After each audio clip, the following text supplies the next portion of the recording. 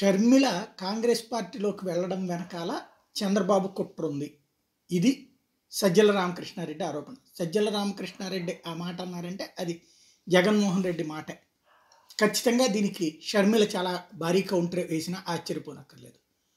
ఒక్కటి మాత్రం ఖాయం, కాంగ్రెస్ పార్టీలోకి షర్మిల వెళ్ళడం అన్నటువంటి దాంట్లో ఆవిడికి ఎంత ఆసక్తి ఉందో కాంగ్రెస్ పార్టీకి అంత ఆసక్తి లేదు. కానీ చంద్రబాబు నాయుడు కేవీపీ రామచంద్రరావు ద్వారా ఈ పని చేయించారన్నటువంటి జగన్కు ఉన్నటువంటి ఫీడ్బ్యాక్.